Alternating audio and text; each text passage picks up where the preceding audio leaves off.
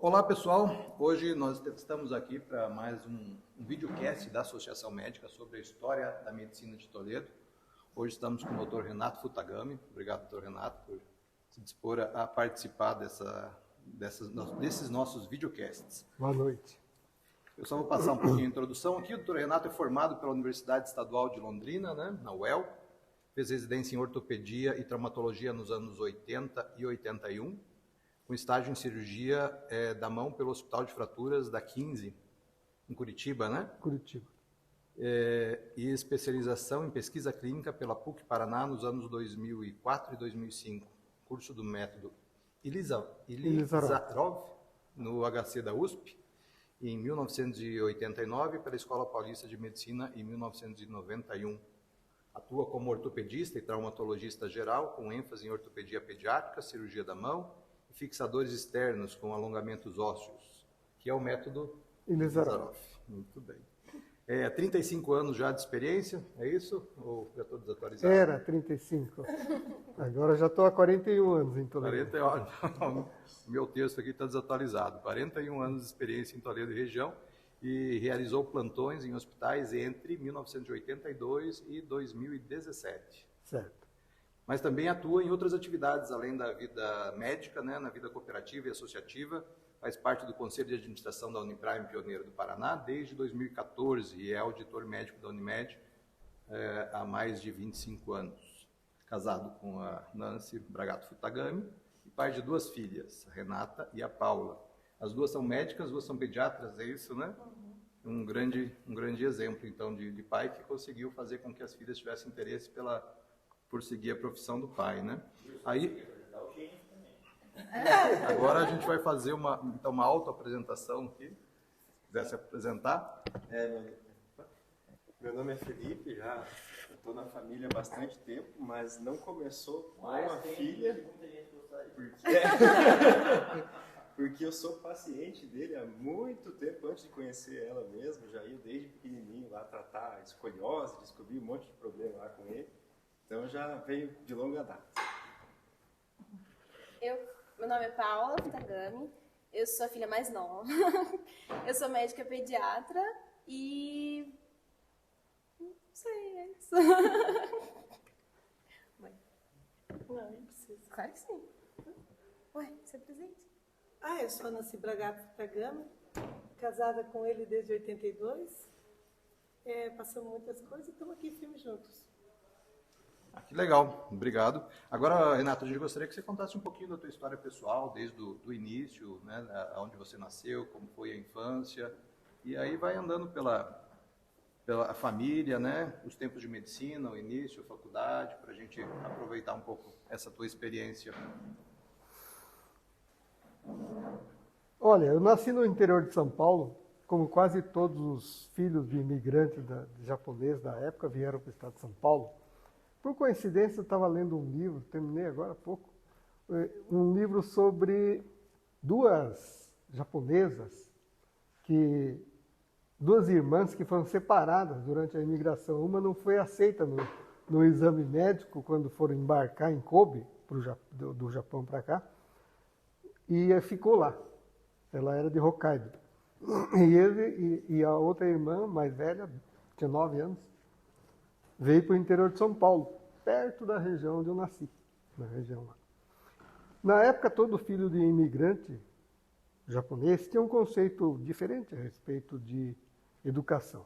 Alguns achavam que os filhos não precisavam aprender português, deviam aprender japonês, bem tradicional. Mas outros já tinham uma visão diferente, que se estava no Brasil era para ficar, que a ilusão de querer voltar para o Japão, como todo imigrante sai e volta, com a ideia de que vai voltar em 3 anos. Nunca volta, né? Mas ele sai com essa ideia. Mas alguns percebem antes dos outros que é importante você se integrar na comunidade, aprender a língua, aprender os costumes e botar os filhos para estudar. Contrariamente ao que se vê hoje, eu lamento um pouquinho os rumos da educação brasileira, naquela época, assim como em alguns países desenvolvidos até hoje, a educação não é uma obrigação, é um privilégio. O que tem isso de diferente? Existe uma tendência de que quando você é obrigado a fazer alguma coisa, você é contra. Então você acaba não dando muito valor à educação quando é uma obrigação. Porém, quando é um privilégio, você luta por ele. Se é um privilégio, eu quero ter. Eu quero estudar. Eu quero ser alguém. Eu quero vencer. Então, na minha família, meu pai tinha muitos filhos, teve 8 filhos. Ele dizia assim, eu tenho condições de pagar estudo para alguns, não para todos. Então, vocês tratem de desempenhar, porque senão vocês vão ter que trabalhar na roça que nem eu.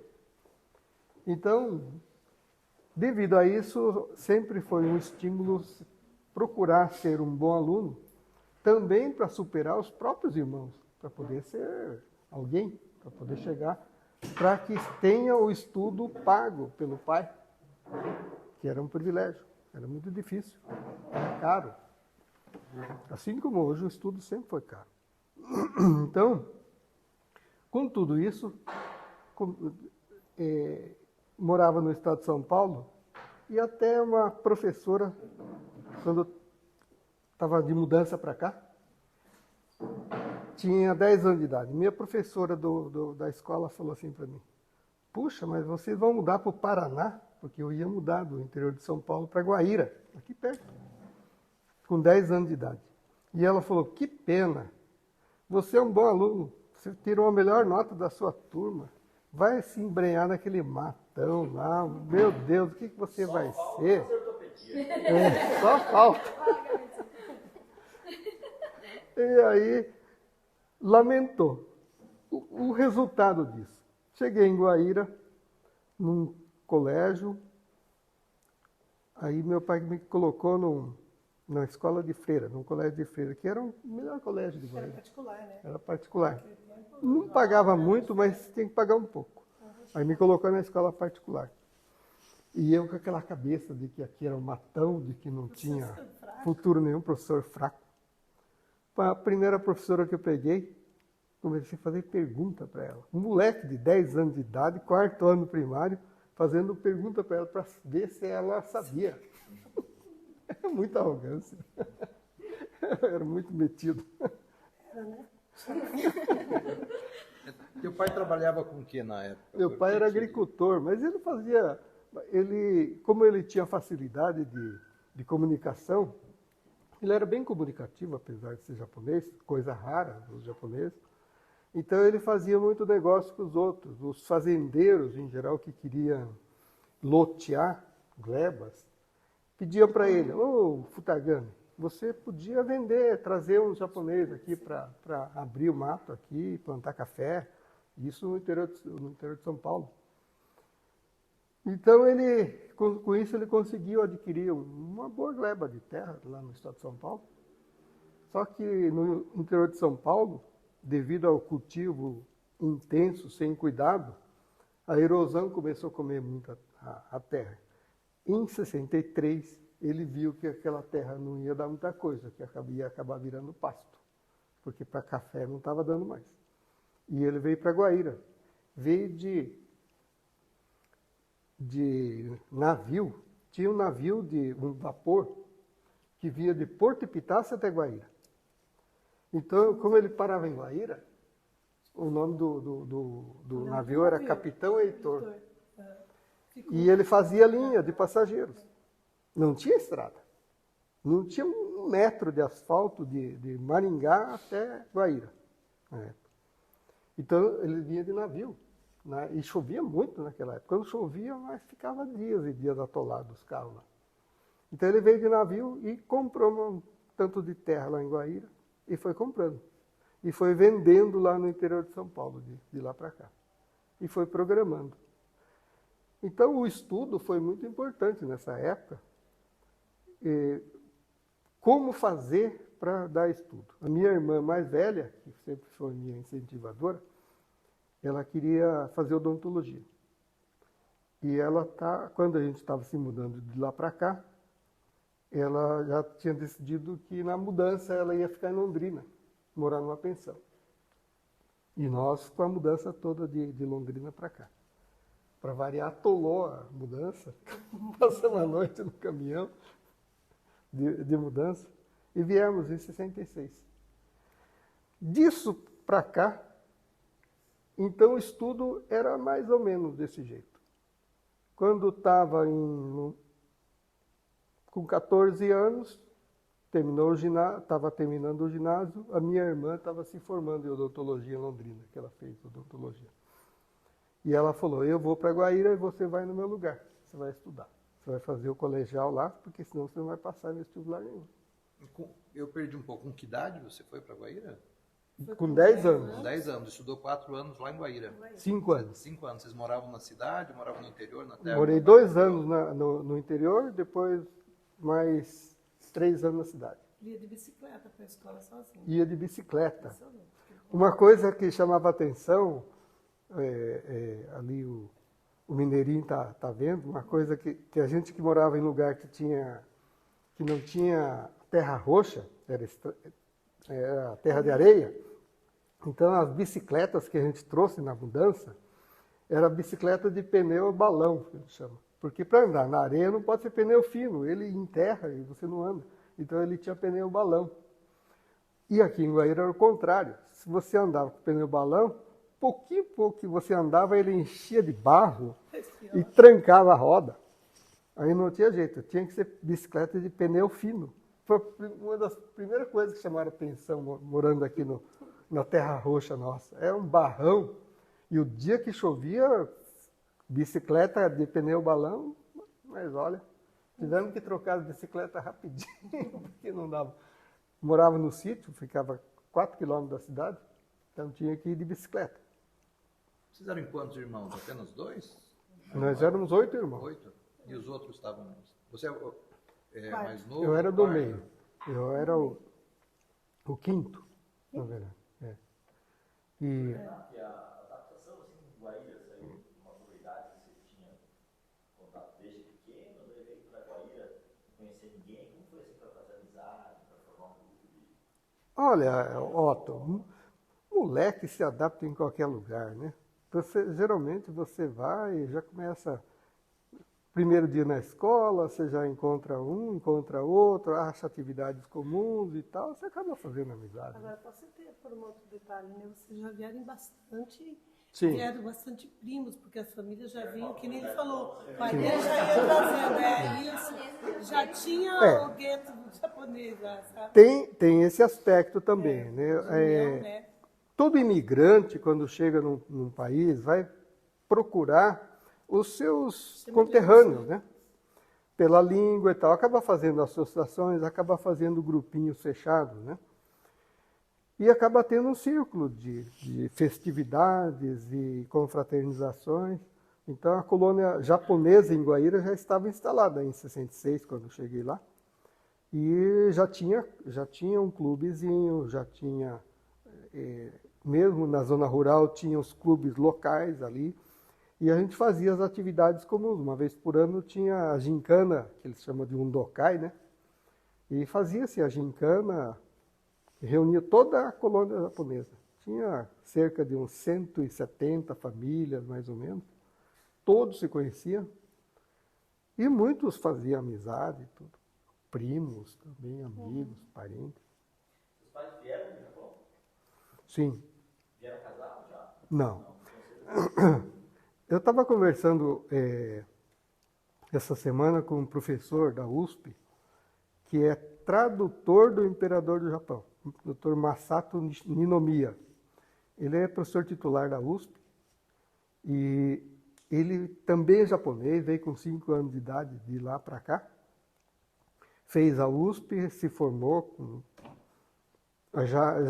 já formou especialização em língua japonesa, uma porção de outra especialização, ganhou uma bolsa de estudo para fazer mestrado lá em Tóquio.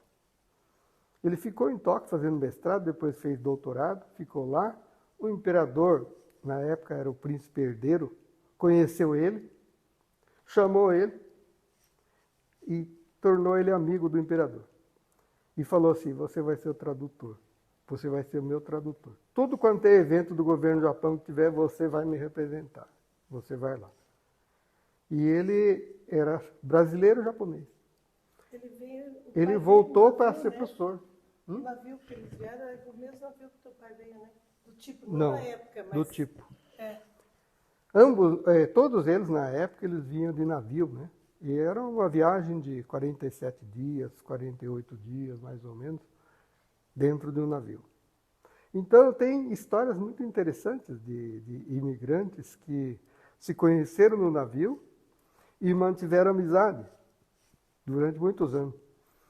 Logo que eu tirei a carteira, com 18 anos, meu pai gostava de viajar. Então, ele chegou... No dia que eu completei 18 anos e que tirei a carteira, ele já chegou com o carro dele e falou: nós vamos visitar o fulano lá em Luanda. Mas o que tem lá em Luanda? É que lá tem um amigo que veio no navio. Eles vieram em 1930, e isso já era 1970 e 70 e pouco. Ele ia visitar o amigo dele que tinha vindo no navio em Luanda. Quando eu fui estudar em Londrina, eu fui com 14 para 15 anos. Né? Meu pai me deu um endereço, falou assim: procura esse aqui. Ele me deu um endereço, era na rua Pernambuco e tal. Esse é um amigo meu do navio. Até hoje eu sou amigo do filho dele. Tinha 13 anos, né, quando ele veio do Japão. Sim, ele tinha 13 anos. Eles brincavam, faziam coisa. Sim. Em Guaíra, né? Não, em São Paulo. Desculpa. No interior de São Paulo. Mas não tinha conhecido no navio, de onde eles... Não. Eu estava comentando desse professor porque ele fez um comentário que achei interessante. Minha mãe era de Fukushima, onde a usina nuclear estourou lá. Fukushima fica no nordeste do Japão, longe de Tóquio, dá uns 700 quilômetros de Tóquio. E o meu pai era perto de Matsuyama, Ehime-ken é o nome do lugar. Fica numa ilha ao sul, um lugar bem mais quente. Mas a distância entre as duas cidades deve dar uns 1.500 quilômetros. Aí esse professor me disse assim: casamento desse tipo, de uma pessoa de lá com a de cá, quase impossível, seria quase impossível no Japão da época. Só foi possível porque no Brasil veio imigrante de várias partes do Japão. O Japão é um arquipélago que, de ponta a ponta, tem 3.200 quilômetros, apesar de ter um território de 350 mil quilômetros quadrados. É muito espalhado, porque são centenas de ilhas e bem antigo. Doutor Renato, um dos problemas do Brasil é que veio muito italiano e muito português, e pouco japonês e pouco alemão. Não gostei. A verdade dói. E aí casaram com os italianos, daí vem a justiça. Começa a complicar. Eu já não diria assim, sabe? Eu acho que a miscigenação no Brasil rendeu frutos muito bons, né, filha? Hã? Né, filha? A miscigenação, ela enriqueceu muito a cultura do Brasil. O que faltou no Brasil, que eu vejo, é um sistema jurídico que funcionasse. O Brasil não tem problema de povo trabalhador, não tem problema de... O problema do Brasil não é que a educação é ruim, que a saúde é ruim, é que o sistema jurídico é ruim. Se o sistema jurídico fosse bom... Mas se o sistema jurídico fosse bom, a educação funcionaria, a saúde funcionaria. Mas é o português, isso eu concordo. É o sistema português. Isso eu concordo com você. Quando a gente viajou para Espanha e Portugal, foi gritante a diferença de quando você saiu da Espanha e entrou em Portugal. É muito diferente. O povo espanhol tem fama de ser ranzinza, de ser grosso, de ser isso. Eles são exigentes, eles querem que as coisas funcionem. A Espanha funciona muito melhor do que em Portugal. Calculo como seja a Inglaterra, que eu não conheço a Inglaterra e a Alemanha. Que lá as coisas funcionam. A gente foi. A Itália realmente é complicado. É complicado. Mas é menos que o Japão. Na Espanha, até a guia turística dava ovo na gente.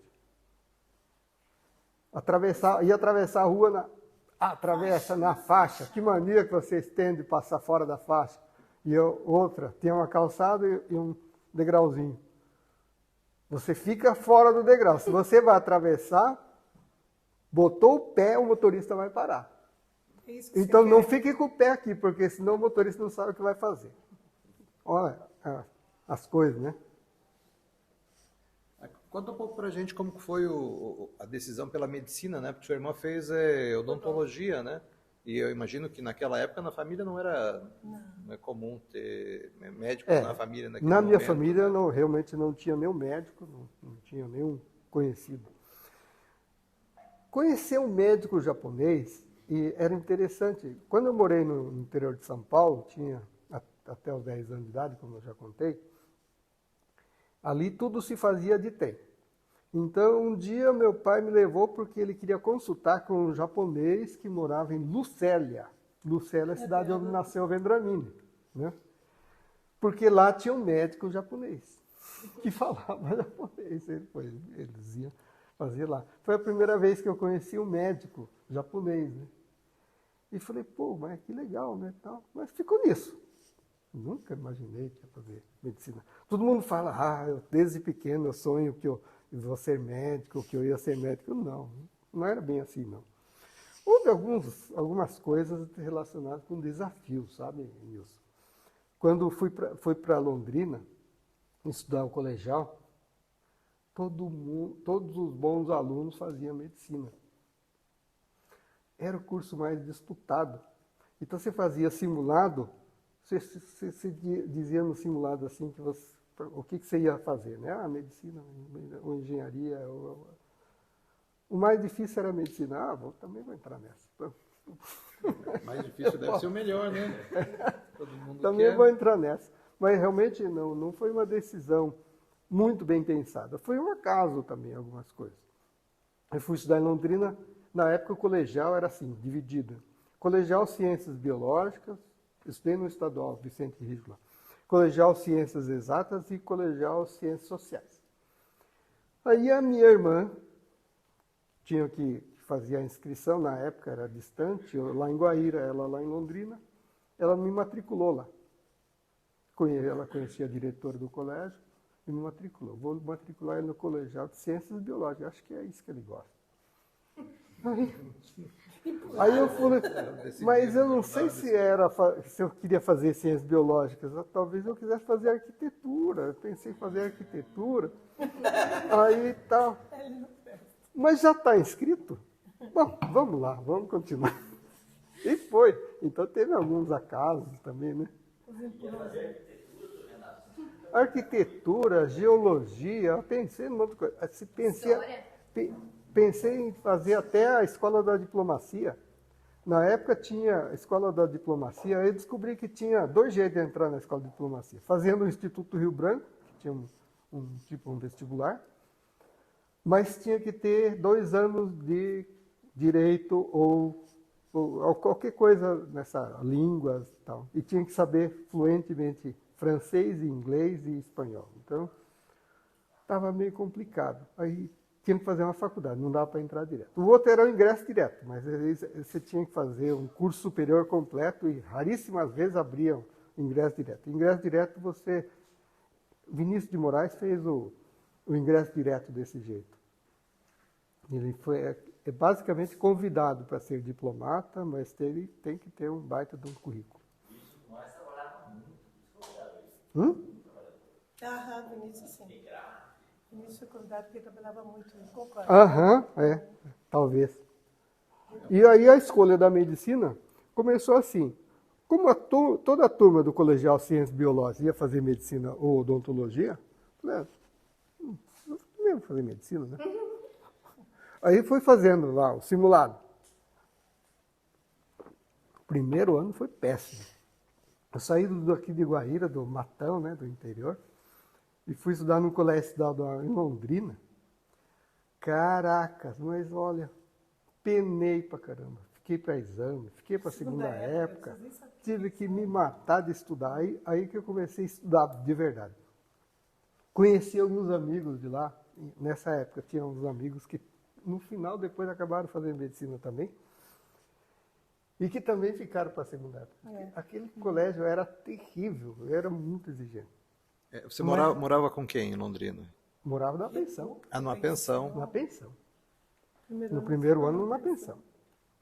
Aí, comida? Era casa e comida. Roupa lavada, você que lavava. Quer dizer, eu não tinha mais nada. Não, mas a dificuldade às vezes acaba até incentivando a gente, né? Com Tô aqui certeza. longe da família, tô aqui, Fazer né, barra de na calça, pensão, né, lavar, pra estudar, pregar então, botão. Eu preciso, Se vira, meu preciso amigo. fazer com que isso vale a pena. Era né? pensão. Na Certo, pensão, né? só tinha estudante. A pensão em Londrina, na primeira pensão que Você eu fui. lavava roupa? Claro, toda a vida. Eu tô aprendendo. Por que eu vou me entregar? Ô pai, mas tem uma história muito boa que é como você conheceu o tio Hiroshi, né? Ah, depois eu conto essa história. Essa aí vale a pena. Hã? Quem é essa moça ali? Esse rapaz? Ah, é? Ela não apresentou a Rena. Seu presente? Sou a Renata, a primogênita. Eu sou a Renata, tenho 38 falar a idade, anos. pô. E sou filha do Renato e da Nancy. Sou médica aqui em Toledo também, nascida e criada aqui em Toledo, formada e voltei para Toledo. Pediatra. Você pediatra. Sou o Miguel, gêmeo também, marido da Renata, e muito feliz por ter eles como parente praticamente. A gente adotou ele. Mas aí foi saindo simulado e isso e aquilo, e de repente estava lá. Pô, eu tenho chance, né? Eu tenho chance. Essa é uma coisa que me fez decidir. Abrir um cursinho novo. Nós vamos abrir um cursinho novo, vamos fazer um simuladão geral, como se fosse um vestibular. Os 20 primeiros os 20 primeiros classificados vão ter bolsa integral, vão ganhar. E eu estava no segundo colegial. Era a tática deles, né? 20 primeiros ganhavam a bolsa integral. Depois, não sei quantos ganhavam 80% de desconto, ou 50% de desconto, 20% de desconto. Assim, né? Aí, estava no segundo colegial, mais ou menos na metade. Vou fazer esse simulado. Fiz o simulado, ganhei uma das 20 bolsas. Eu falei, caracas, né? Eu tinha uns 800 candidatos, 900 candidatos, ganhei uma das bolsas. Eu falei, caraca, bom, já que é de graça, vou fazer. Segundo colegial, comecei a fazer cursinho. Estudava de manhã e à noite ia no cursinho. Era de graça mesmo. Aí foi mais ou menos direcionando para a medicina. Ainda não sabia exatamente o que era medicina. Foi direcionando. Chegou o final do ano, segundo colegial, falei, bom, não vou fazer vestibular porque eu não posso mesmo, né? Então, eu vou tirar férias. Aí, ano que vem eu volto com força total. Dezembro, terminou, fui embora. Aí voltei em janeiro para fazer o cursinho. Aí no cursinho, logo no comecinho e tal, aconteceu uma história interessante, né? Estava lá vendo vestibular e tal, não sei o quê. Resultado do simulado. Aí tinha um japonês do meu lado e eu ali, olhando. Ó, esse cara aqui tirou o primeiro lugar em português, em inglês e conhecimentos gerais. E eu olhando o outro cara lá. Esse cara aqui tirou o primeiro lugar em física e matemática. Pô, esse cara é bom, hein? Aí eu li. Quem é você? Eu sou esse daqui. E você? Eu sou esse daí. Aí, quem é? Como é que é seu nome? Eu sou o Hiroshi. O Hiroshi Nishitani. Conheci no cursinho, no resultado do simulado. Aí, pô, você é bom naquilo que eu não estou bem. E eu sou bom naquilo que você não está bem, né? Vamos estudar junto? Resolvemos estudar junto. Eu morava numa república nessas alturas, e ele morava na casa dele, lá em Londrina. Os pais dele ainda eram vivos. Os pais do Hiroshi eram de Hiroshima. Já vieram depois da guerra. antes dos meus pais. Meu pai veio em 1930, minha mãe em 1935. Então eles vieram depois, Os pais do Hiroshi eram casados de lá. já. Vieram casados, e inclusive a irmã do Hiroshi nasceu lá. Eu não entendi, o Hiroshi tirou, era o primeiro lugar em qual Em disciplina? física e matemática. Ah, e você? E eu português, inglês, conhecimentos gerais. Olha, o médico tem o chão. Aí resolvemos estudar juntos, estudamos. Depois disso, continuamos. Aí na época, o campus em Londrina era fora da cidade. E tinha um outro amigo comum, que estudava comigo desde o primeiro colegial, que tinha um carro. Gilberto. Por sinal, ele fez ortopedia também, está em Campinas hoje. E aí ele falou assim, ó, se a gente rachar a gasolina, o meu pai cede o carro pra gente. Tinha um Opalão. O pai dele tinha um Cara, então, Opala. os combustíveis. Sim. Mas tinha 6 lugares, então na época Não tinha assim. é 6, é 3 no banco da frente e 3 atrás. Não tinha assim. E a gente rachava a gasolina. Ficamos toda a faculdade, A turma do Opala. a turma do Opala, era a turma do Opala, é o japa do Opala. Porque só tinha japa. Aí o Hiroshi estudou junto na faculdade? Vocês entraram juntos? Sim, a gente estudava desde o cursinho até a faculdade. O dia do vestibular foi até um negócio interessante. Preocupação do aluno do vestibular, vou perder a hora, né? Putz, e as provas são longe, como é que nós vamos fazer? Aí esse amigo nosso fez assim, a casa dele era grande lá em Londrina, falou assim, a minha mãe arrumou o quartão de costura, que ela dava aula de corte e costura, arrumou o quartão de costura, colocou uns colchão lá, a gente vai revisando as coisas no dia do vestibular, aí a gente dorme todo mundo lá. Aí de manhã cedo, é impossível que todo mundo perde a hora, né? De manhã cedo a gente toma café aqui e a gente vai todo mundo junto no Opalão. Nós fomos, não perdemos nenhum dos dias lá. E os 3 passaram? Não, 5. 5? 5. Sim. Nossa, o Você Paulo. não- A Renata não pegou. Nós somos na nossa época já era assim. Quer garantir vaga na federal ou nas instituições particulares? Não, nas estaduais. Mate o japonês e garanta sua vaga. Ô, diabo, passava em todos. O padrão devia ser principal. Eu acho que era assim, né? Você olhava Era, quando né? os japoneses tinham e contava as vagas. Estamos disputando tanto, né? Assim, na época que eu fiz cursinho, eu lembro, assim, não era difícil de passar, era só estudar, só que ninguém queria.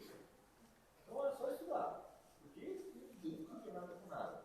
E na época que você fez cursinho, como é que era? Todo mundo estudava e tinha que estudar mais, ou também o pessoal era muito assim, muito levando. A vida inteira, assim como hoje, tem muito do que a gente chama de paraquedista. Aquele que fala, eu vou tentar medicina, mas não se prepara, não estuda, esse tipo de coisa. Mas sempre tem uma elite lá que estuda bastante. Moleza, nunca vi não. Era difícil. Era também difícil. passar, não. E outra, tinha diversos cursinhos, né? Não era só o cursinho que você fazia, tinha os outros cursinhos e tal, esse tipo de coisa. E sempre tinha uns carabão. Otto, como você entra muito no assunto, senta aqui no lado aí, fica mais. Porque não vai ficar o. Sou igual ao Lombardi. Isso, não, mas chega aqui por causa do microfone, vai ficar bem melhor. Fica melhor. Senta aqui, por favor. Não, vai lá, Otto, por favor, senta aqui no lado, aqui, faz um agrado aqui. Sentado lá de qual cunhado. Aí você escolhe, a opção é tua.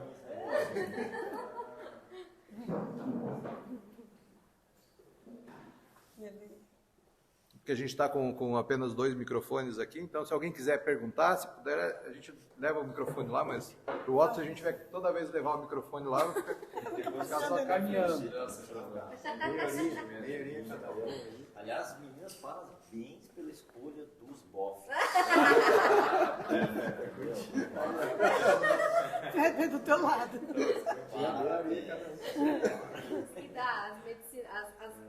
Miscigenação, né?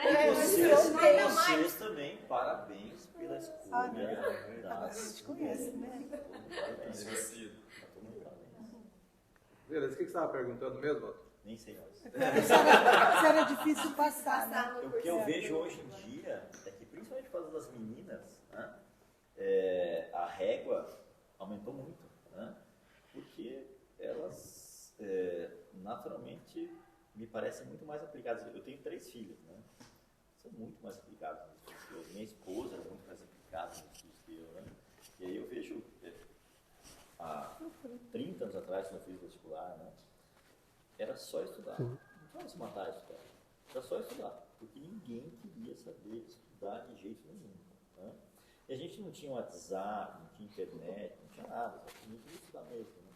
Hoje em dia eu vejo que isso é diferente, que a régua melhorou bastante. Mas tinha que planejar as coisas, viu, Otto? Já na época. Quando eu fui estudar em Londrina, uma das primeiras coisas que eu fiz foi assinar a Folha de São Paulo. Porque o vestibular do C100, o Eli sabe o que é o C100, né? Os cursos de medicina do estado de São Paulo, as públicas, eram vestibular igual, inclusive no mesmo dia. Era chamado de C100. E o C100 valorizava muito o conhecimento geral, a cultura geral. Então, língua, literatura, pintura, música, escultura. Então, você tinha que ter um conhecimento geral, não só química, física, biologia, matemática. Então, na época, ler o jornal era importante. Eu fui assinei a Folha de São Paulo. Devo ter sido um dos assinantes mais jovens que tinha. Eu tinha 15 anos. Comecei a assinar a Folha de São Paulo planejando o vestibular. O cursinho no segundo colegial. Então, planejamento teve muita coisa a ver. E a turma, a grande maioria da turma era assim. Pelo menos a turma que passou comigo. E só uma curiosidade fora do assunto, e deixou de assinar Folha em que ano? Quando parou de lançar, que eu lembro. Deixei de assinar, olha, Parou de vir para faz uns 10 anos atrás. Ou menos. O pessoal falou que a gente não vai mais entregar Folha. Foi quando eles falaram que não ia mais fazer. Quando começou a atrasar muito a entrega em Toledo. Sim, começou a ter dificuldade de entrega, só por isso que eu parei de assinar. Mas a vida inteira assinei a Folha de São Tá, no Paulo. começo que a gente chegou em Toledo, a Folha chegava atrasada. A gente chegava Bastante, ia no velho, bastante. no outro dia. Ela não chegava no dia aqui. E assim mesmo ele assinava. Mas na época as notícias eram relativas a esse tempo, né? Pois o mundo era mais lento. E na faculdade, muita festa? Muito, eu vi que, ó, só para dizer assim, eu perdi no pibolinho, assim. Já imaginei. Esse aqui ninguém ganha. Já imaginei que era muito boteco. Como é que era? Conta aí. Ah, então você vai com a sinuca pra você ver. E vocês eram bem animadinhos, né? Vocês faziam festinha bastante, né? Japonesa. Pebolim tinha lá no campus, lá na cantina lá do campus. Tênis de mesa tinha ali no diretório. Eu gostava de jogar xadrez, então tinha um tabuleiro de xadrez ali no diretório também. Era assim, se divertia. Mas a turma deles é festeira até hoje, né? Eles se pai? encontram até Eles hoje. se encontram Anualmente. no máximo, por 2 anos, e eles se encontram ainda. A minha turma ainda não teve o primeiro encontro. A minha vai ter encontro talvez dos 10, porque os 5 já Então, foi 10 anos. Que ano esquecido. você se formou? 2000, Aonde? 2000? Santa Maria. Ah, isso é garoto. Meu professor de cardiologia se formou em Santa Maria em 1952. Olha que bacana. Eu sei do currículo dele porque ele foi o nosso paraninfo. Samuel Silva da Silva, o nome dele. Que bacana. Olha, eu, infelizmente... Deve ter sido uma das primeiras turmas, 52. Possivelmente. Né? A Faculdade de Medicina de Santa Maria foi criada no mesmo ano que a Escola de Medicina virou universidade. Uhum. Não mais ou menos nessa época, década de 50. Né? E aí eu tive professores excelentes, que eu até hoje lembro. Né? Mas tive professores bem parecidos comigo, assim. Nem aí com você. Quer estudar, estuda, o problema é teu. Esse é o primeiro choque, né? Quando você está no cursinho, o professor está extremamente interessado que você aprenda, né? E tal, e pá, e massacra, e cobra, e enche. Aí você entra na faculdade, o cara da aula nem olha para tua cara, não está nem aí se você está aprendendo. É o primeiro choque, né? Falei, pô, ninguém te cobra, ninguém te vê, nada, tal. Primeiro ano da faculdade, para mim, foi uma decepção, mas uma decepção. Foi aí que pensei em sair e fazer a escola da diplomacia. Também tive essa ideia, sabia? É, coincidência. Queria largar a faculdade. Fazer o Rio Branco. Não, lá eu passei o Rio Branco, ia fazer outra coisa. E aí, o bacana de ter esses professores assim, que, cara, quer estudar, estuda, quer estudar, não estuda, é que a gente tinha aquela noção de que hoje a gente se mexe, não vai sair nada de bom daí. E aí, como o hospital era muito sucateado, assim, não tinha recurso, faltava tudo, né? A gente tinha aquela ideia assim, falou, olha, os professores incentivavam, né? Vocês têm que chutar as portas. Se vocês não chutarem as portas, as coisas não vão acontecer. Então vocês têm que ser o que falta. E falta tudo. Vocês vão ter que ser o que falta tudo. Vocês vão ter que brigar por exame, brigar com... Eu acho que muito da minha maneira de me comportar brigando com tudo, na faculdade, eu parei de brigar.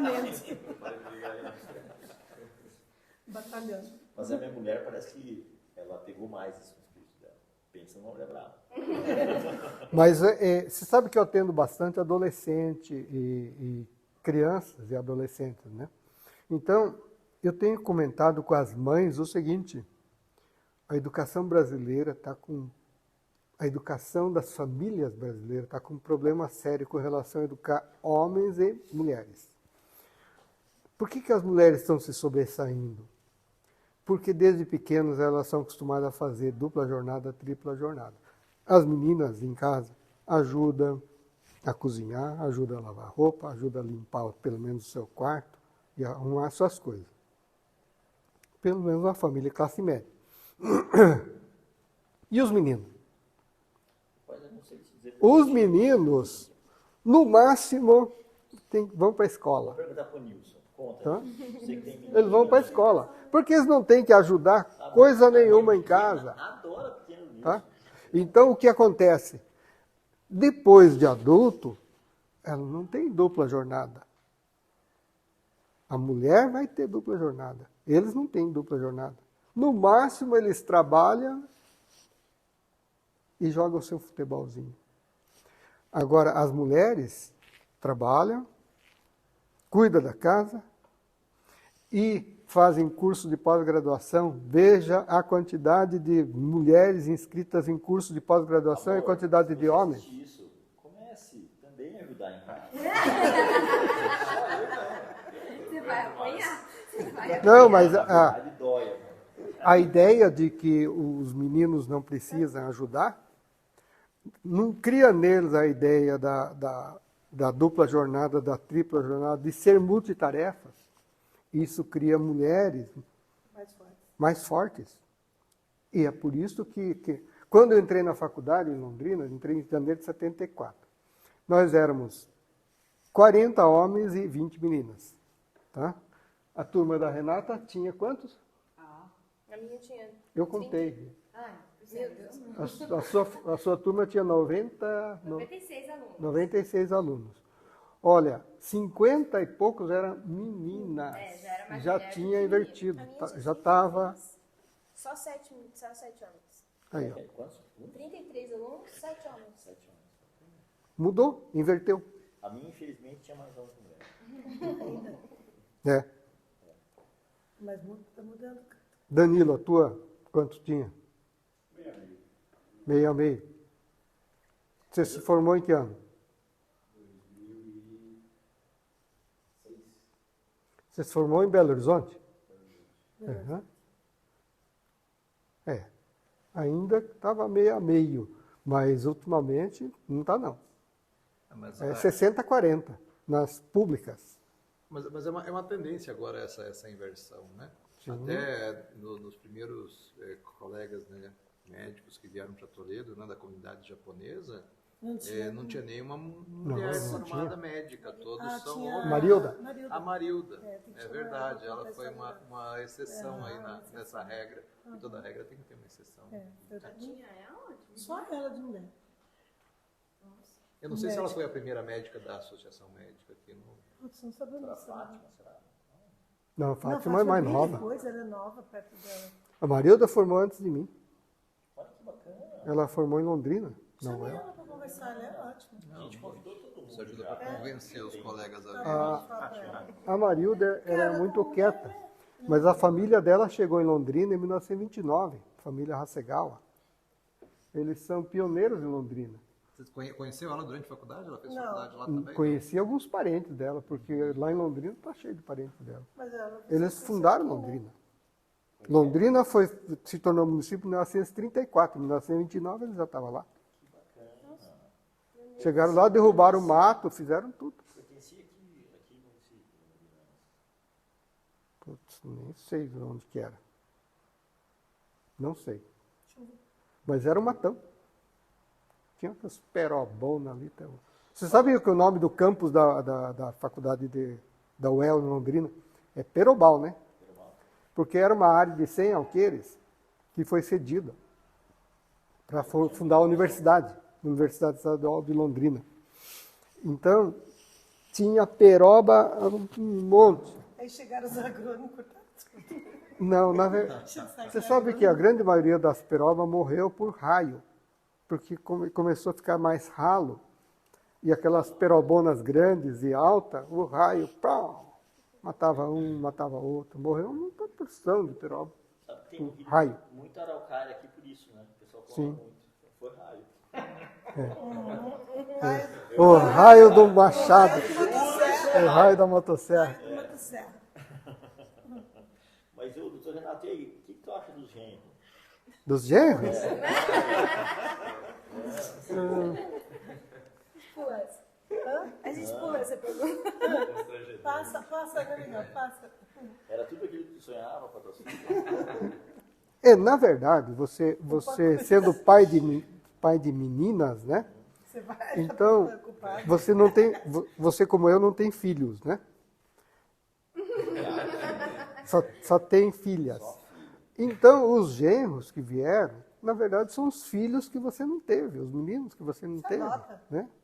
Só que não pode fazer que nem eu fiz quando o Miguel chegou para namorar, né? Ele chegou para se apresentar lá, E ele ia Acho passar que é- carnaval em Santa Helena. ia passar carnaval com nós em Santa Helena. Aí falou, oh, que legal, vai passar. Você que é namorada da Renata, você joga tênis? Porque tem uma quadra de tênis lá no Marinho. Não. Você esquia? Não. Aí ele já ficou todo sem graça. Você pesca? Você pesca? Não. Só faltou ele falar assim, o que você faz? O que você faz, cara? Saiu, a minha mãe só falou assim, Renato! Coitado do Piachet. Mas fala, hoje joga Guri, tênis, pesca, Estava esquia. com uns 18 anos, por aí, 19 anos. Não tinha sonho. Pesca o que lá na TV? Mas aí eu dei uma disfarçada. Falei, não, eu te ensino. A gente ensina. Eu te A ensino. gente ensina, virou as costas e foi embora. Não faça isso, se você tá? Um dia a gente Isso ensina. só fortalece o apego das meninas ao bofe. Ah, O pai não vai com a cara, parece que o amor assim. Ah, Agora você quer dizer assim, filha, que bacana, esse namorado se arrumou, pronto, não dura uma semana. Né? Que idade tem as tuas? ó? As minhas têm 13, 12 e 10. Putz, vai ser sogro logo. É, 13. Se tudo der certo, elas vão arrumar namorada. Você só nora. Quando você chegar em casa, aquela mulherada, assim, ó, executa, filho, pega umas meninas que são muito mais gatas que eu pegava no parque. Mais bonita que a tua mãe. Né? Renato, vamos voltar um pouquinho lá para a universidade, né? Para as especialidades. Naquela época não eram muitas especialidades que vocês imaginavam, não é? Optar. de optar. Aí a turma do Opala teve alguma coisa a ver também com isso, né? Nós nos formamos, a nossa turma formou em 56. Não. Ai, turma, desculpa. 56 pessoas. Só tinha umas 30 vagas de residência na UEL. Então, a grande maioria tinha que fazer prova para residência fora. Então, vão para Ribeirão, vão para Unicamp, vão para São Paulo, vão para Santa Casa de São Paulo, para USP e outros lugares. Tá, mas putz, é caro, né? Vamos de Opala. Rachamos a gasolina. Aí eu falei, mas onde é que vão dormir? Ah, lá em Ribeirão tem a República do Luiz Sérgio lá, que fez a faculdade em Londrina e está fazendo a residência em ortopedia lá em Ribeirão. Tá, então vamos dormir lá, na República do cara. Em Campinas tem o Massa Raro, que fez a faculdade em Londrina e está fazendo ortopedia lá em Campinas. Vão dormir lá na República lá. O esquema era o seguinte, você ia na República porque era tudo República de residente. Residente dá plantão pra caramba, né? O dia que ele está de plantão, ele vai no hospital, ele não dorme na cama dele. Então a gente dormia na cama dele quando ele estava fora, para ir fazer a prova da residência lá. E só em São Paulo que um amigo, o tio de um amigo não deixou. Ele tinha uma casa lá perto de São Bernardo, ele falou, não, vocês vão ficar em casa, vão ficar em casa, vão ficar em casa. Não deixou a gente ir na República da Vida. Mas é assim, quando eu fui fazer prova no servidor de São Paulo, eu dormi no próprio servidor lá, porque tinha um residente que era de Londrina, amigo meu, e ele falou, dorme aqui, mano. Era desse jeito. Fazer residência, então era assim. A escolha da especialidade, daí cada um tem a sua história, né? O Hiroshi tem, desde pequeno, desde o começo da faculdade, começou a acompanhar o Cláudio, anestesista aqui, que ele fazia estágio aqui em Toledo, e ele escolheu a anestesiologia logo. Eu demorei um pouquinho para escolher a anestesiologia. Passou para o oftalmo? Eu pensei em oftalmo, pensei em cardio, pediatria, até o professor de pediatria ficou me enchendo o saco porque eu não me inscrevi. Em Londrina, a ortopedia era muito ruim. Quando eu decidi por ortopedia, eu falei, não vou me inscrever em Londrina. Ortopedia, a residência não era bem falada, não era nem reconhecida pela SBOT, a Sociedade Brasileira de Ortopedia. Então, não me inscrevi. Só que eu tinha tirado uma das melhores notas de pediatria da turma. Aí o professor veio atrás de mim. Eu não vi teu nome escrito. Você tirou uma das melhores notas da pediatria e não se inscreveu na pediatria. Por quê? Professor, eu vou fazer ortopedia. Mas você vai fazer ortopedia? Caraca, né? É que... Sabe como é que é, né? O pediatra sabe tudo, mas não resolve nada, né? E o ortopedista não sabe nada, mas resolve tudo. O pediatra tem uma vantagem, que ele dá alta para todos os pacientes. Fez 18, falou, agora tá. Tchau, chega. Vai, chega. Não cabe mais na maca, pode ir. Não tem tempo, vai embora. Tchau. Essa história também de achar a residência, eu tenho amigos amigas, né? Que eram excelentes alunos, mas não se acharam. Fizeram uma residência, não se acharam naquilo, tentaram outra. Comigo foi diferente. A ortopedia da faculdade, sinceramente, não era boa. A ortopedia da UEL não era boa, o curso básico ensinava muito mal, era mal assistido, os professores não estavam nem aí, como o Otto estava falando que tem alguns aí, né? Mas a residência, daí fui fazer em Curitiba. A residência, com um mês de residência, eu vi o que era ortopedia mesmo, porque realmente lá eles me ensinaram.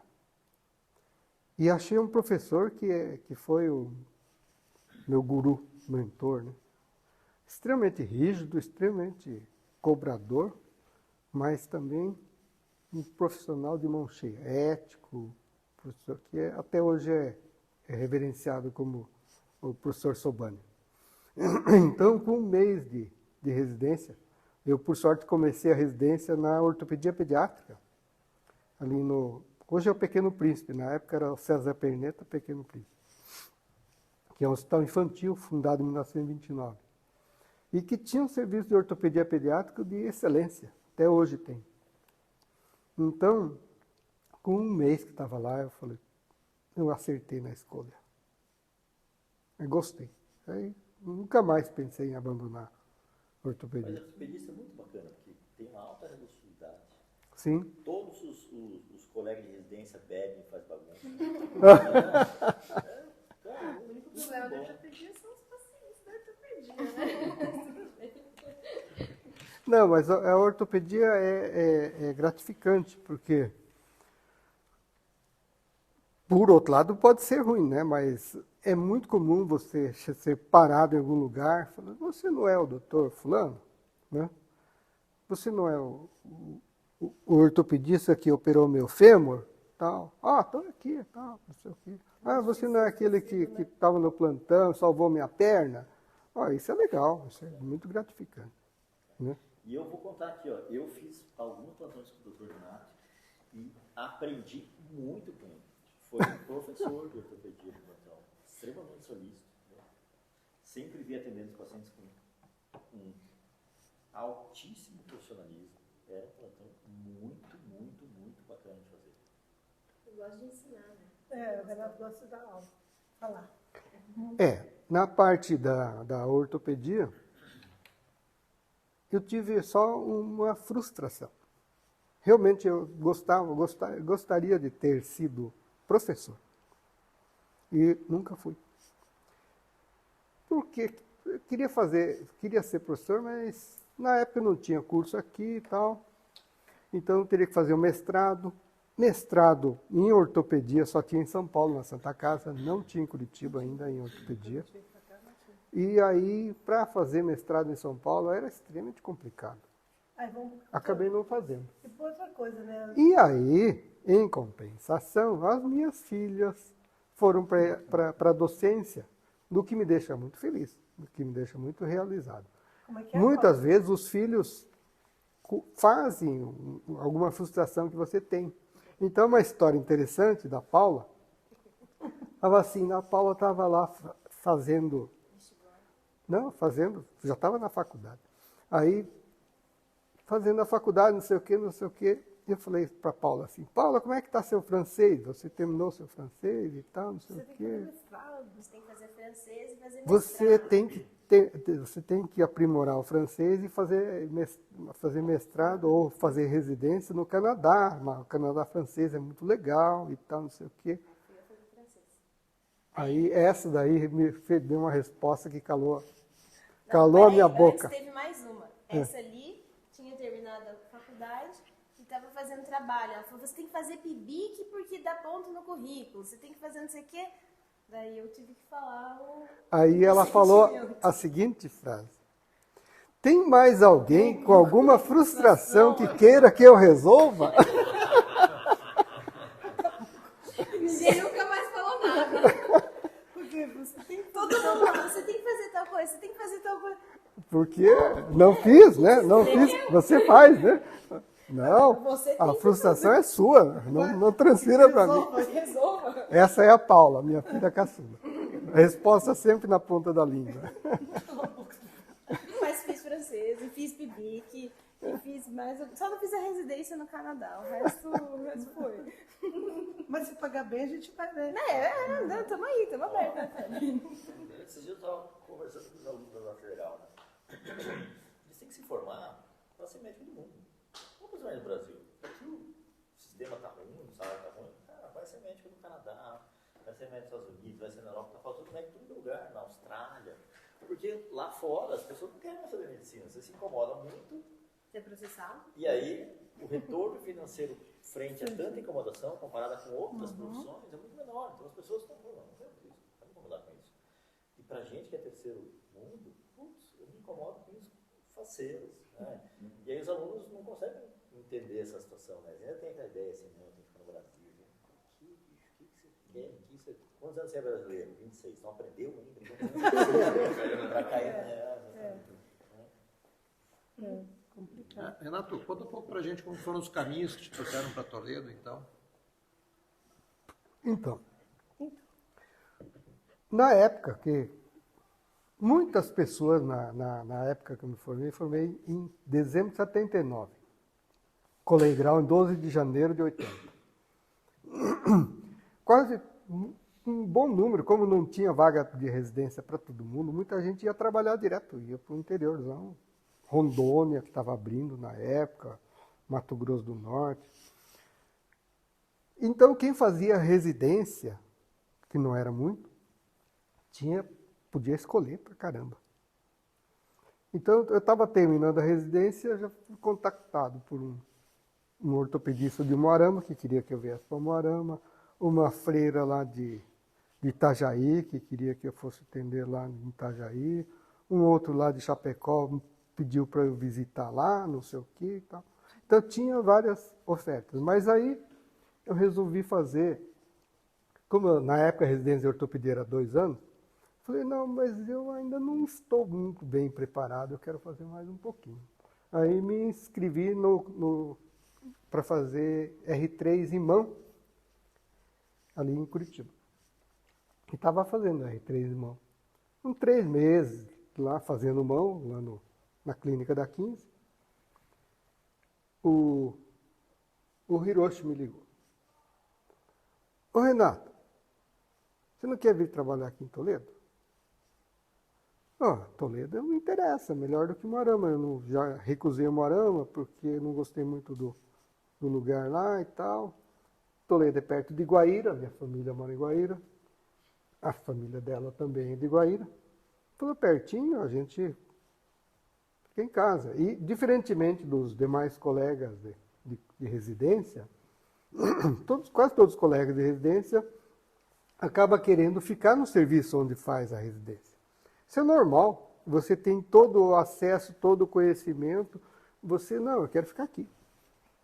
Você quer ficar no staff, né? Então, a grande maioria queria ficar em Curitiba mesmo. Mas eu não, eu sempre quis voltar para o interior. Como a minha família era de Guaíra e Londrina nunca foi uma cidade tão grande assim, eu não me incomodava que fosse uma cidade menor. Eu queria vir para o interior, já naquela época. Aí, Toledo me interessa e tal, esse tipo de coisa. Falei, só que você tem que vir agora, ele falou. Como assim? Não, eu quero terminar meu estágio. Não, ou você vem agora ou arranja outro. Aí ele ficou me ligando. Bom, resultado, dia 20 de maio de 82, eu estava aqui. Era uma quinta-feira. Tinha começado a Copa já? Hã? Não tinha começado a Copa ainda, né? 82? 20 de maio não começou, né? Não, foi um pouquinho antes. Foi um pouquinho antes. Aí vim para cá. E na época, Toledo tinha 35 médicos atuando. Eu fui o 36º. Agora a gente está com quase 4%. Eu fui o 36º médico aqui em Toledo. E aí já entrei na Roda Viva, porque na época a gente dava plantão, só tinham 3 ortopedistas. O Luiz Ivano, nas clínicas da LOR, e o Vendramini, que não estava dando conta do serviço no Bom Jesus, por isso que ele me chamou. Eu vim trabalhar no Bom Jesus. O Adilson estava aqui já? O Adilson foi o meu R1 quando eu era R2, então ele terminou um ano depois. O Adilson já no final do primeiro ano que eu estava aqui, ele já veio conversar e tal, vou vir para Toledo e tal, minha família é daqui e tal. Ele já veio para trabalhar com o Luiz Ivan. O Adilson fez a mesma residência que eu lá em Curitiba. O Luiz Ivan fez o HC e o Adilson e eu fizemos a clínica de fratura da 15 e o Pequeno Príncipe. Então, nós dois já nos conhecíamos, desde que o Adilson eu conhecia desde que ele era acadêmico. Ele era sextanista, ele Vivia lá na clínica, né? ele se ofereceu a fazer plantão voluntário na clínica da 15, eu era R1, aí a gente se conheceu lá. E aí eles vieram. Isso foi a semente, no caso, para a gente unir, porque os hospitais eram muito separados naquela época. Ou era Bom Jesus ou era da Logo, era uma dicotomia. Quem operava no hospital não operava no outro. Quem internava no hospital não internava no outro. Era muita coisa de famílias, né? Sim, Família que eram famílias. E, assim, brigavam. Mas começou a mudar. Na verdade, começou um pouquinho antes com os anestesistas. Os anestesistas ficava muito ruim dar um plantão aqui, outro plantão ali. Eles resolveram fazer um grupo de anestesia e fazer o plantão único deles. o segundo grupo foi de você, E o segundo grupo foi o nosso, em 86. Dia 26 de outubro de 86, nós nos reunimos e criamos o Instituto de Ortopedia. Oficialmente foi criado nesse dia. A clínica foi inaugurada 10 anos depois, mas a formação da sociedade foi dia 26 de outubro de 86. Quais foram os fundadores? Luiz Ivan, Adilson, o Vendramini e eu. Eram os únicos ortopedistas da cidade. Na verdade, depois disso, a gente dividiu o plantão, fez escala, fez tudo, e a gente atendia os 2 hospitais. Começamos a trabalhar nos 2 hospitais. E na época não tinha pavilhão? Tinha, mas como nunca tiveram serviço de ortopedia lá, naquela época, então eu quase não atuava lá. Vez por outra eles chamavam a gente para um caso ou outro, a gente operava lá, mas era uma estrutura que não era adequada para a ortopedia, né? A ortopedia precisa de muita ferramenta, né? Martelo, talhadeira, furadeira. E quando você chegou a Toledo, né, que você estava comentando que o sonho na época, acho que até hoje um pouco é assim, todo residente é ficar próximo à residência onde Sim. O serviço é mais estruturado, né? E quais foram os desafios quando chegou a Toledo, né? Uma cidade menor que não tinha os mesmos equipamentos, as mesmas ferramentas e os colegas também, né, fazem falta quando você fica longe dos seus professores. Bom, né? Dentro da ortopedia, antigamente se dizia assim, você quer fazer ortopedia no interior? Você leva uma furadeira e um fio de Kirchner, que você resolve tudo. Era desse jeito. Então aqui, basicamente, tinha pouco mais do que isso daí. Tinha uma haste de quinte para a gente operar e não tinha parafuso e placa, para você ter uma ideia. Só tinha placa de Sherman. O Danilo acho que nem conheceu placa de Sherman. Só não viu. Só tinha umas placas de Sherman. Então a gente teve que entrar em contato com um fornecedor lá de São Paulo, que era Ortocir, Ortopedia e Cirurgia, para ele fornecer as placas para a gente, e era caro pra caramba. E não tinha essa história de consignação. O Diego sabe o que é consignação, né? Consignação é quando a empresa deixa o material para você utilizar e o instrumental para você operar. Mas isso era muito difícil de conseguir na época, então tínhamos que comprar. Aí nós tivemos que comprar caixa de placa, caixa de parafuso e adaptar uma furadeira. Era elétrica mesmo. Dava um jeito de esterilizar. Na época, cada um comprava o seu ou você já Não, nos dividiam? hospitais. Aí tinha nos 2 hospitais. Né? Mas era do grupo que pagava, lembra? Um monte de coisa. Pinça de micro, esse tipo de coisa, comprei. As furadeiras que vocês usam hoje em dia são furadeiras profissionais ou furadeiras médicas? Não, hoje em dia quase todas elas são. Ainda aparece de vez em quando uma ou outra elétrica adaptada, né? Mas a grande maioria é profissional. Tem a bateria, tem elétrica e tem a nitrogênio. São as mesmas? Hã? São furadeiras que se diferenciam das furadeiras profissionais ou são as mesmas? Diferencia principalmente no preço quando você vai comprar. Entendi. Mas uma habitual faria o mesmo serviço, furar. O problema da furadeira é a esterilização. Por isso que é a dificuldade maior, né? E o risco também, porque você mexe com um ambiente muito úmido e tal, esse tipo de coisa. E um fio elétrico ali e tal, existe risco. Choque elétrico, né? Tomaste algum já? Não, que eu me lembro. Só os pacientes, você mesmo. Mas essa história aí de paciente, então, tem uma história engraçada. A gente operava muito esses agricultores que se acidentavam e tal, estavam mexendo lá com obra, mexendo com porco, mexendo com isso, mexendo com aquilo, e que vinha sujo que nem só eles na roça, né? Então, um dia, o grande problema desses pacientes é que às vezes a anestesia não era lá essas coisas, o paciente ficava meio agitado, mexia um pouquinho. Então a gente sempre pedia para o anestesista, deixa ele bem relaxado, porque senão vai ficar se mexendo, aí vai me atrapalhar. Aí estava operando um cara lá que tinha uma fratura exposta de tíbia. fedido que nem só ele, né? Não por causa dele, por causa do serviço dele, coitado. Sim, por causa do serviço dele. E a gente, fratura exposta, lava, quando acha que tá bom, lava mais, e quando acha que tá bom, lava mais 30 minutos, né? Escovando e lavando, e água e soro. E o paciente meio incomodado com essa lavação, né? Falei, caraca, né? Aí, por um acaso, falei assim, né? Não lembro se o anestesista era o Hiroshi, mas falei, ô Hiroshi, o paciente ficou bem relaxado agora, tá bom, né? O paciente levantou, ele estava ouvindo tudo, falou assim, relaxado não, senhor, eu estava trabalhando.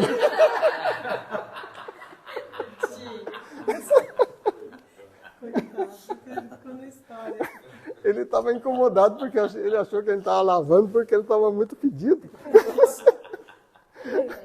E aí coincidiu de falar que ele estava bem relaxado. Eu falei, relaxado não, senhor. Eu lembro de uma história agora lá no hospital, fazer plantão com isso, né? Um Vietnã frio lá, aquele friozão, com vontade de soltar aquele pum assim, soltei, né? E aí o cara, puta meu, você perdeu? Eu falei, cara, velho, você acha que eu fiz assim? Eu não lembro dessa história. Por sorte, né? E aí a recepção aqui da comunidade?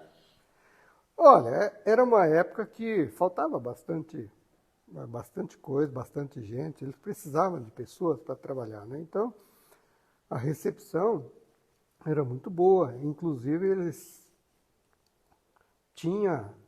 todo ano tinha uma festa de Natal, que era todos os médicos do hospital, só que era separado, o Bom Jesus aqui e o da Logo ali, né? Então tinha uma festa, trocavam presentes e tal, aquela coisa toda, e se reuniam todos. E tinha, seguidamente, jantar, viagem, esse tipo de coisa, fazia. A recepção sempre foi muito boa. Você falou antes que quando você veio para cá, você foi o 37º? 36º. 36º. Como que era essa divisão? Quantos estavam para lá, quantos estavam para cá? Mas já tinha Os mais, grupos? Né, mais ou menos, acho que dos 36, uns 20 eram no Bom Jesus. E o Dalog já tinha menos. Apesar do Dalog ter sido criado antes e o hospital ter sido inaugurado antes, eles tinham menos gente. E toda essa Que história... era mais fechado. Ele não era tão assim aberto para gente, Então a de gente fora. foi de São Paulo para Guaíra, de Guaíra para Londrina, Londrina para Curitiba, Curitiba para Toledo, foi isso? Perdi alguma coisa? Mas eu não consegui pegar aonde que você e a Nancy se encontraram, onde começou o... Guaíra. Minha família dele é de lá. Eu estava no terceiro Então ano. foi na infância ainda, coisa de infância. Estava no terceiro ano da faculdade. Estava de férias em Guaíra, 20 Tinha um anos. Fusca azul calcinha. 20 anos. Aquele azul igual que Aí, numa das férias, não tinha o que fazer lá, estava meio perdidão. um amigo em comum, né? Um amigo em comum falou assim, vamos numa festa de casamento? Vamos, tem uma festa ali de casamento. Mas você não conhece o cara. Não, não. Em Guaíra. Ah, eu conheço, não tem problema, a gente vai lá. Aí foi lá, e aí a festa não estava lá, essas coisas Saiu e mais tal. cedo, né, pra festa. Saímos de lá, ele falou assim, vamos conhecer umas meninas que eu conheço lá, até namorei uma lá, e aí vamos lá na casa. Aí foi na casa onde ela morava. Da minha irmã, que eu Da morava irmã. com minha irmã, em Guaíra, para E poder ele estudar, tinha né? namorado a sobrinha da Minha Nancy. sobrinha. E aí ela me apresentou. Ele. Aí ele me apresentou. Hoje é um advogado, ele também fazia faculdade em Londrina, na UEL. Pedia carona. Você estudava em Eu Guaíra fazia, mesmo? eu fazia o segundo ensino Nancy médio, tinha né? 19 anos na época. Não, menos. Tinha 19. Eu fiz 19, nós conhecemos em agosto. Era maior de idade, né? Era maior de idade. Era maior de idade. E no outro Já ano, prescreveu? Ela estava ainda meio... Não sabia se dava fora ou não, porque na família dela ninguém saiu para fazer curso superior fora. Curitiba, né? Aí ela conheceu, enchi um pouquinho de saco ali dela para estudar fora. Deu uma força. Falei, vai fazer faculdade. Vamos fazer faculdade. Você já estava namorando? Não, a gente começou a namorar em seguida, né? É. Naquele tempo não A tinha. gente conheceu, uma semana depois ele estava namorando. Vocês eram fansatinhos. É que ele ia acabar as férias. Ele tinha que ir Sim, embora, né? ele tinha Tinha que que... resolver tudo naquelas férias. Foi na última semana das minhas férias. É, foi em julho. Daí aí que eu fui para Curitiba. E ele E continua casou de ali. branco? Casou de branco. Isso. Eu demorei para entender o que ele falou. Não, nós namoramos 5 anos e meio. Você acha que ele casou de branco, né? Mas é distância, daí. Não É, teve ela foi para distância. Curitiba Ele ficou em Londrina. porque o cunhado dela tinha facilidade lá com os parentes lá em Curitiba e eu estava em Londrina. Então, durante um período, terceiro, quarto, quinto e sexto ano, ela estava em Londrina e eu estava em Londrina e ela estava em Curitiba. O casamento foi depois de terminar a faculdade. então. Foi.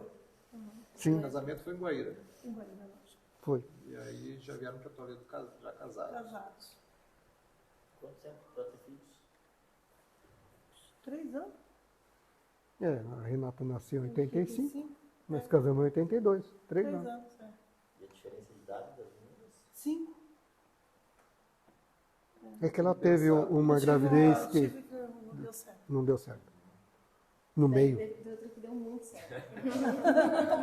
Eu estava treinando, né, Paula? Bacana. E a criação das meninas, assim, com essa correria de hospital, plantão, como é que foi? Quando você viu, elas tinham crescido? A criação delas foi uma coisa que deu um pouco de discussão. Como ela fez uma faculdade, ela fez biblioteconomia, não existia biblioteconomista formado aqui, e aí ela já começou a receber oferta de emprego. Né? Deixa eu te falar que eu caí na prefeitura.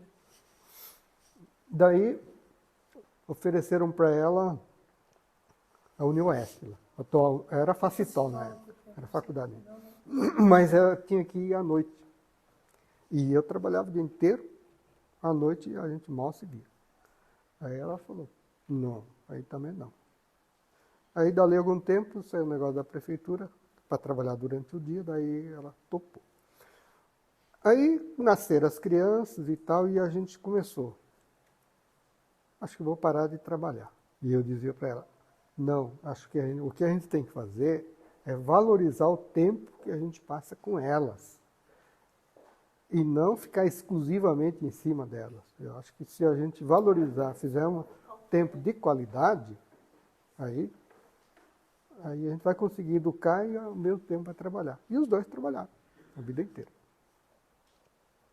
Teve um período que a Paula teve um problema de saúde e aí a Nancy pediu Isso é meio período, né? licença de meio período para poder se dedicar um pouco mais a ela. Mas foi assim, foi levando as coisas. Mas ele trabalhava bastante. A gente vivia no hospital. Eu vi o meu primeiro paciente, não, ele não era meu paciente. Eu vi eu fui com ele num plantão no HCO, agora, que era da Lobre na época, e eu tava naquela sala de emergência que tem até hoje, no PS com ele tava, sei lá, atendendo uma fratura, e tinha uma pessoa numa maca ao lado. Ele tinha sido esfaqueado. E eu estava lá no plantão, meu pai estava atendendo trauma lá, e eu, claro que eu fui esfaqueado. E aí eu fui esfaqueado, estava na minha frente, e ele começou a gaspear, e ele simplesmente morreu. Eu não sei quantos anos eu tinha, tá? Mas eu vi o meu primeiro paciente morrendo, que não era meu paciente, graças a Deus, mas eu tinha o quê? Não sei, não faço ideia quantos anos eu tinha, eu era pequena. E eu lembro até hoje da sala, do local, da barriga do paciente esfaqueada. Mas eu achei interessante. Então, a gente vivia no hospital também, né? A gente fala assim, mas vocês incentivaram a fazer medicina? Não. Mas quando a gente tem aqueles livrinhos de pintar, o meu era de ossinho. Né? Olhinho, a gente tinha, lembra que a gente tinha olho com os vasinhos, aquela de anatomia. Então, não foi muito incentivo de... Não foi empurrado. Direto não. Mas eu lembro bem da salinha de inalação do Bom Jesus. Eu não sei por que eu lembro da salinha de inalação que vivia cheia de criança, né? Acho que era o lugar que eu achava mais interessante. Então, a gente vivia Porque é mais ou menos assim, se um não estava, o outro não estava, não era igual hoje, que a criança não entra, as normas eram diferentes. Ah, tá lá, quer ir com teu pai, vai que eu vou fazer outra coisa, né? Não era assim uma coisa tão rígida. Né? É. Mas não dá para falar, vocês viviam na biblioteca também. Vivia na biblioteca, com certeza. Porque ao mesmo tempo que às Mais vezes... na biblioteca que no hospital. Muito mais. Muito mais. É que a biblioteca tinha gibi, né? Tinha coisas mais interessantes para uma criança. Explicando, é que a Nancy montou a biblioteca, que na época era um montado de livros, não tinha nem classificação, não tinha porcaria nenhuma. Do zero, né? E ela montou a biblioteca pública municipal. Então ela... As meninas foram juntas. E era bem aconchegante a biblioteca. E era um, Você lembra da Casa da Cultura ou não? Lembra? era um tal de levar livro em casa, de levar de volta, e era um tal de sumir livro meu que ela doou para a biblioteca. Mas cadê aquele livro lá? Tal? Doei para a biblioteca. Primeiro ato da dicotomia da biblioteca. Pior que não, já tinham doado um quando eu levei o dele. Mas era pouco. Tinha os alunos do Premem que precisavam bastante coisa dele, usavam bastante teologia no Premem. E aí a gente apoiou dele. Mas se o Renato precisasse, você pegava e levava à noite. Né? Lógico, com certeza. Mas a gente viajava bastante também. Bastante. Fomos para Guaíra também. Guaíra todo final de semana, quase. Essa é uma coisa também, que você perguntou de educação, né, como que fica. A gente sempre teve o princípio de que a gente ia tirar férias com elas e não delas. Então, tirar férias era sinônimo de viajar todo mundo junto. Era para as meninas. Por isso que a gente quase não viajou para o exterior, porque era difícil levar criança para o exterior. Então, a gente... Só que no Brasil a gente... Aproveitou bem. Viajava de carro na época. Carro, De carro, de avião... navio. o que desse, a gente punha ela. O Toledo sempre foi um lugar difícil de você sair, né, daqui para muito distante de tudo, né? É. Na época, o Toledano viajava para a praia, né? Pra praia. Praia era o mar. Praia. Mas- Então, Renato, e você tinha noção de que Toledo ia se tornar um lugar tão próximo? Ah, pode protestar aí. Não tinha, né? A primeira vez que ela chegou em Toledo, foi ali, a entrada era ali pela Parigô. Pô, que feio do campo.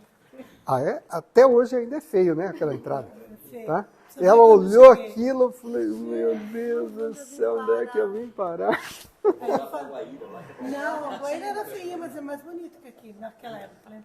Eu falei só uma coisa. Chegou a semana passada. Não, a gente combinou, né, Renato? A gente fica aqui, vamos juntar uma grana, né? Vamos ser sinceros, né? Todo mundo vem, começa a vida que é dinheiro, né? Vamos juntar, quando tiver nossos filhos, nós vamos embora, porque eu não quero ter que criar meus filhos aqui, mas nem querendo. Ai, olha aí, voltou, ficou. Se e... Deus quiser, os meus filhos não vão precisar ir embora para estudar. Olha só que maravilha. É, porque a... Os meus, se Deus quiser, não precisam trabalhar. Não quer abolir do trabalho, entendeu? Meus netos já não chegam a trabalhar. Eu já cansou, não dá passou essa fase. Nesse ponto, o bairrismo que existe entre Toledo e Cascavel, em parte contribuiu para a gente ficar aqui. Porque o povo de Toledo é um povo que, de uma certa forma, valoriza aquele que está aqui. Bem mais do que em outros lugares. Concorda, Danilo? Chegou agora, né? O povo valoriza o que tem aqui. Se o preço de um produto daqui é o mesmo ou ligeiramente superior ao de fora, ele compra aqui. Muita gente assim ainda hoje. Ninguém é muito forasteiro, veio para ficar, né? Veio para ficar. E depois tem uma cultura que também evoluiu, que é completamente oposta a como eu fui criado. Então, tive uma cidadezinha pequenininha também, que é Gigantes, lá no norte do Rio Grande do Sul, Erechim. Tudo que era de fora não ia, ó, tem que ir para fora. E aí, a gente foi vendo que, cara, é a mesma coisa, dá mais trabalho, é melhor ficar tranquilo aqui, né? E aí isso foi evoluindo, hoje em dia, não, cara, eu não quero sair de casa, eu quero estar aqui o mais rápido, e se possível, do meu vizinho aqui, quero pegar, né? Então, falando do restaurante do bairro, né, da padaria do bairro, do mercado do bairro, né? Essa cultura cresceu muito. Aquela coisa que tinha, quando eu era moleque, assim, no interior, era uma desgraça. Não, você vai para São Paulo e fala, cara, isso aqui é uma desgraça. Vai para o Rio, isso aqui é uma desgraça. Vai para Recife, isso aqui é uma desgraça. Os caras, tudo é uma desgraça. O bom no interior. Né? A gente mudou esse paradigma, assim, talvez isso tenha contra. Sim. Na época, realmente, a ideia é que no interior faltava tudo. E que não tinha nada e que quando os filhos tivessem idade para fazer faculdade, estudar fora. Estudar fora. Não tinha... Nunca imaginei que aqui pudesse ter um curso superior, uma universidade, qualquer coisa. Nunca. Quando cheguei aqui, tinha uma faculdade, mas era uma faculdade bem simples, né? Facitol, era faculdade de Ciências e Letras, né? Ciências E era filosofia, ciência e letras. Não tinha letra. Mas, na época, a gente encarava assim, essa faculdade tem porque tem uma diocese aqui, tem diversos seminários, né? E precisa ter um curso de filosofia. Essa era a ideia. Mas foi crescendo as coisas, foi crescendo as coisas, foi crescendo as coisas. E foram aparecendo na universidade. Da formação de várias coisas, até na medicina aqui, né? A Unimed foi criada, né? Depois que... A Unimed foi criada dia 14 de novembro de 1984. Foi a ata que eu secretaria. Fazia 2 anos e meio que eu estava aqui. Já criamos a Unimed. Mas foi baseado em outros exemplos, né? Na época, tinha um professor lá na residência que eu fazia, que era o presidente da Federação das Unimed do Estado do Paraná, Walter Marsola, ele é falecido. E ele incentivava muito o pessoal a fazer isso. E aí, por incentivo dele, foi criada a Unimed daqui. Tomás abraçou a ideia, o Tomás Tadashi, O Adilson? falecido. O Adilson depois. O Adilson demorou para entrar. Uhum. Mas o começo, mesmo os primórdios, o Adilson demorou um pouquinho. Os médicos da época aceitaram bem a ideia? Eles entraram quase todos no primeiro momento? Teve alguma resistência? Olha, na reunião de criação dela, eu acho que tinha uns 15 médicos só. Nem metade. E como foi trabalhada essa divisão dos hospitais com a Unimed? A Unimed foi criada mais por um dos grupos ou foi uma coisa que já nasceu dos dois? Não, nesse sentido deles? não. Já tinha várias coisas que eram unidas, né? Mas começou-se assim. É que a Unimed começou, atendia assim, você atendia 1 ou 2 por mês, assim, tinha muito poucos pacientes. A rigor, não tinha um plano local direto. Você atendia cooperado de outro lugar, de Curitiba, tal, algum órgão estadual. E aí você atendia eles aqui. Tinha um custo muito baixo também. Sim, o custo era muito baixinho. Só tinha era a Rose Play, mais uma faxineira. Acho que só isso. Né? Uma salinha, pronto. Essa história que a gente está falando da Unimed dos hospitais, eu lembro de ter ouvido uma história, né? As diretrizes da Unimed sempre tinham cargos reservados. Tinha. Então, esse cargo vai ser para o hospital tal, esse cargo para o hospital tal. Em prol da boa convivência, então a maior parte desses cargos era assim. Tinha que ter um representante do Dalogro, um representante do Bom Jesus e um representante dos de fora. Né? Na Unimed era assim, os de fora. Os de fora incluíam Campanholo, cidades vizinhas e tal, esse tipo de coisa. Então era basicamente assim, dividido. Quase sempre eram 3 cargos, e os 3 cargos então eram rachados. E quanto tempo demorou para engrenar? Acho que começou a engrenar mesmo quando o Adilson pegou mais à frente. Porque o Tomás era muito gente boa, mas ele não tinha uma visão muito para frente, né, Eli? Você pode conhecer, você conheceu melhor o Tomás do que eu. Né? Ele fica no quadradinho dele, né? Renato, e já para a gente ir para o encerramento aqui do nosso videocast, e quais são os planos aí para o futuro, na medicina, na família? Agora vocês decidiram ficar cidadãos de Toledo para todo sempre? Ainda tem alguma ideia de mudar? Ou... Bom, essa história de ficar para sempre, na verdade, até já andamos espalhando por aí que eu quero comprar o meu terreno lá no túmulo, ali no cemitério. Mas eu quero porque eu quero ser enterrado naquele cemitério. Então eu já andei espalhando que eu quero comprar. Nossa, que horror. Tá? Então eu pretendo ficar aqui, sim, o resto da minha vida. Não faz assim essa história de não aproveitar o velório. Faz uma festa, chama os amigos. Né? Mas antes disso, tem algum plano ainda? Na verdade, ele tem que contar uma outra história. Quando você chega aí, as duas filhas formadas e tal, as duas docentes da universidade, fizeram o que eu queria fazer, né? Já formada, já meio quase independente financeiramente, né? Que maldade, só porque Aí você fala assim, pô, velho, acho que estou em fim de carreira, né? Eu estou agora, acho que eu posso parar com as coisas, deitar e morrer, né? Mas aí aparecem algumas coisas interessantes, né? Aparecem umas crianças que você fala assim, putz, mas eu quero ver a formatura dessa guria aqui.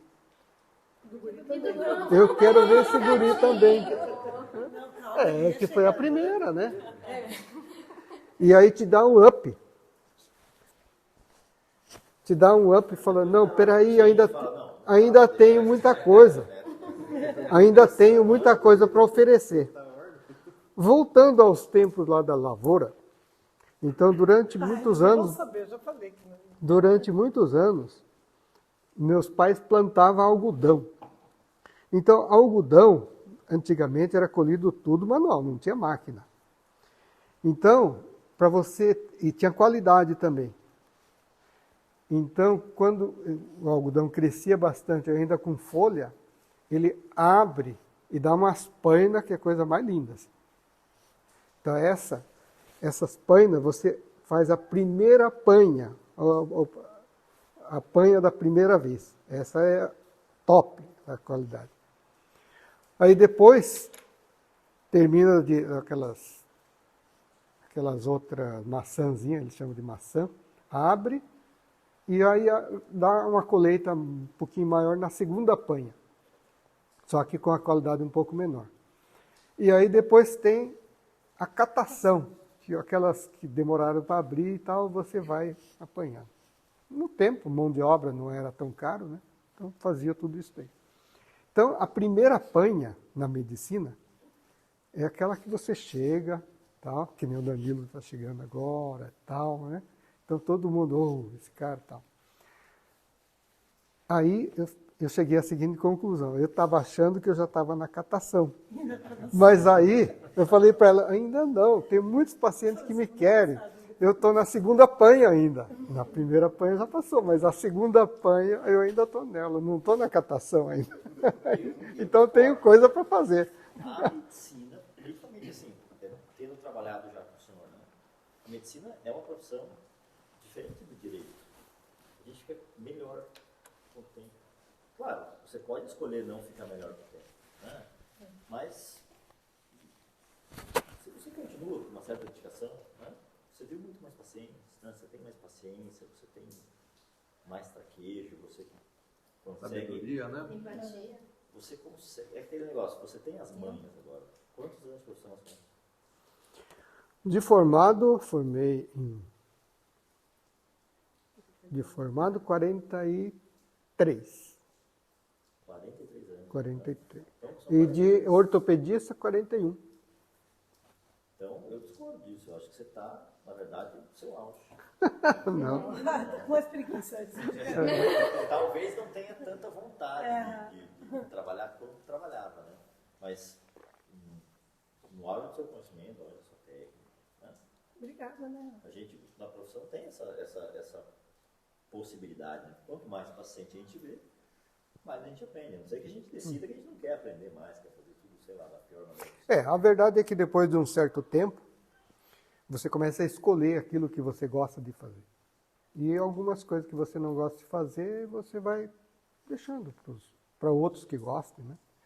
Porque o ser humano é muito diferente uma pessoa da outra.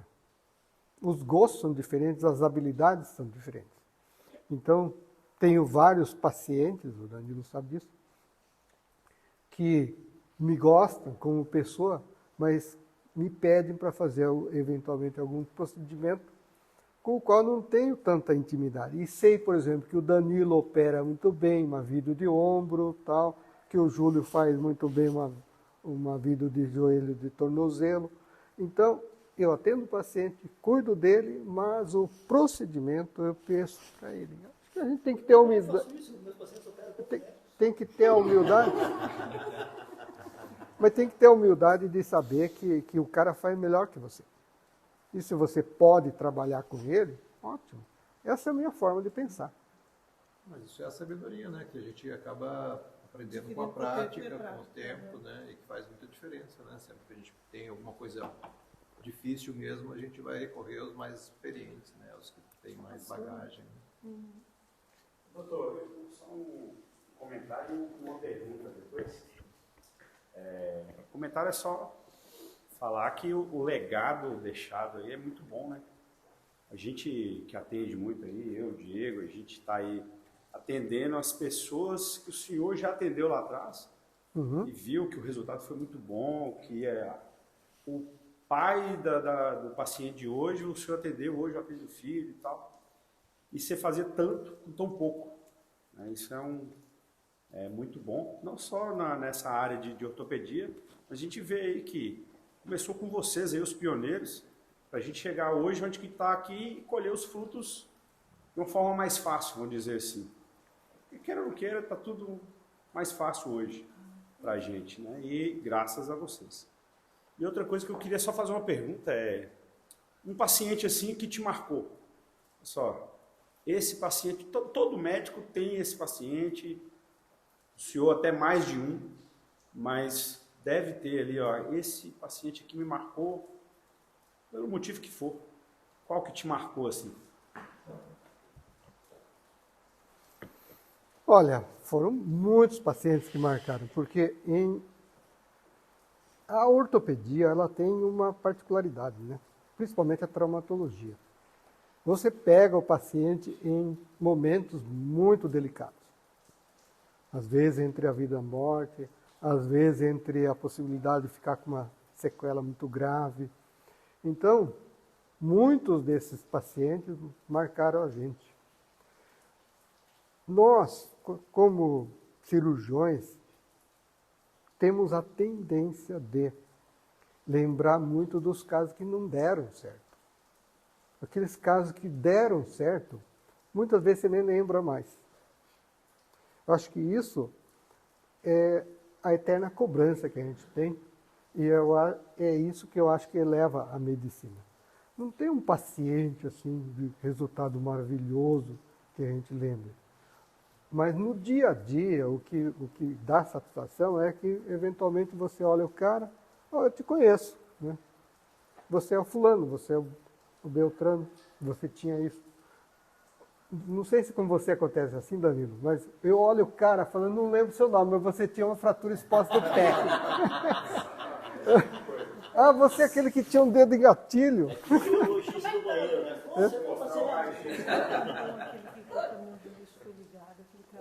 Ah, sim. Um caso grave. Tá. Um caso grave que marcou, que eu me lembro.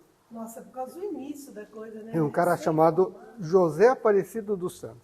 Eu cheguei aqui em maio de 82 e em agosto de 82 mesmo. Foi no mesmo ano? Agosto de 82. Ele é colega da prefeitura. O cara estava trabalhando naquelas caçamba de betoneira que faz, mas é de lixo, né? De lixo, uma coisa assim.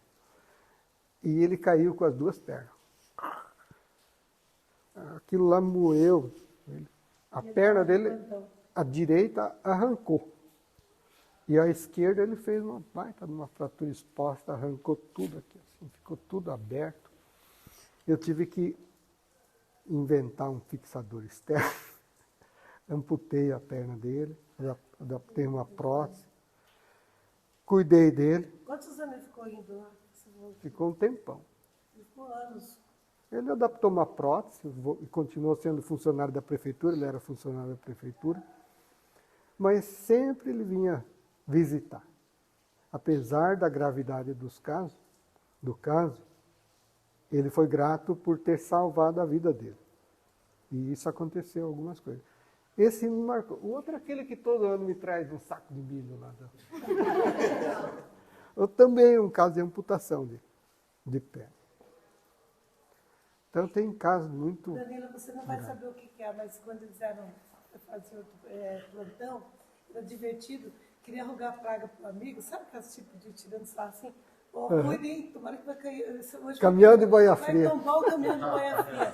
Você queria saber a cidade inteira tinha trabalho, quando não sobrava para todos os médicos. Então o Renato era bem sortudo, virava e mexia o caminhão de boia fria tombado, o plantão dele. Porque ele dava plantão direto, né? Só tinha ele, né?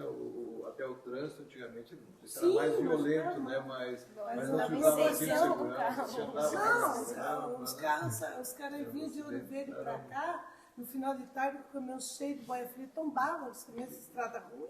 E tinha que resolver tudo. Tinha que resolver tudo. Não, uma furadeira e poucos médicos e poucos filhos cirúrgicos, pouco tudo. Era um estresse, né? Tá doido, a gente morria de dó deles. Caminhão de boia fria. Mais alguma coisa que faltou a gente conversar, que você gostaria de deixar? Olha, se a gente ficar conversando sobre histórias, vamos ficar a noite inteira aqui, né? Continua, mas alguma coisa para deixar para... Quando eu mudei para Toledo, depois de coisa de menos de um ano, compramos uma casa na rua Maringá. E na frente da rua, na frente da casa, tinha uma senhora, uma querida, com dois moleques arteiros pra caramba. Mas eu testemunha aqui, você não, teu irmão, né? O Edson era querido, você não era, você era bonzinho. Eles eram meus vizinhos, eles eram uns piazinhos. Vivia na rua, né? Assim, bom, naquela época a gente vivia na rua. Bom, então deixa eu contar um pouquinho também dessa época aí, né? Que eu era criança, né? Quando o Renato foi morar lá na frente de casa, né? E a gente é um vizinho novo, tal, médico. Foi até uma das coisas que talvez me aproximou da medicina, né? Uma coisa que eu também não tinha familiares médicos, né? E foi uma das coisas que acaba te estimulando a gostar da medicina, né? E na época eu também tive um acidente com uma bitorneira, né? Cortei quase, amputei um pedaço aqui do dedo. E foi atendido pelo Renato no hospital, não lembro se estava de plantão, só que cheguei... Tive um acidente à tarde, passei escondido do pai, nem contei a história. Fiquei aguentando lá, amarradinho o dedo, quando que era noite. Eu não aguentava mais, começou a doer muito, né? E já tinha passado várias horas. Aí eu fui contar pro pai, não dava para dormir, né? Aí o pai correu lá pro hospital, o Renato estava de plantão lá, não sei, o chamaram. E aí me atendeu, fez toda aquela, eu lembro até hoje da limpeza que foi feita. Lavou, deixou relaxado. Isso, estava meio relaxado, precisou lavar bem, né? Mas foi um atendimento tão, apesar da dor que eu sentia, né? Mas o atendimento foi tão humano assim que gravou, né? Na memória. E eu lembro que na época o Renato tinha uma moto, né? Na época ele gostava muito de moto, né? Aí algumas vezes ele ia trabalhar e passava em casa, levava até o hospital, fazia o curativo, dava uma olhada, porque era uma lesão que estava na dúvida se ia ter que tirar, amputar ou ia pegar até pelas várias horas, né? Tinha passado desde o acidente até o procedimento. Mas no final deu tudo certo, né? Agradeço até hoje. Pensa no pior que dá trabalho. Enche o saco na vizinhança e ainda vai plantando. À noite. Depois não sabe porque se mudou para um apartamento. Muito bom, Renato. Obrigado pelo Valeu. tempo. Agradável. Obrigado.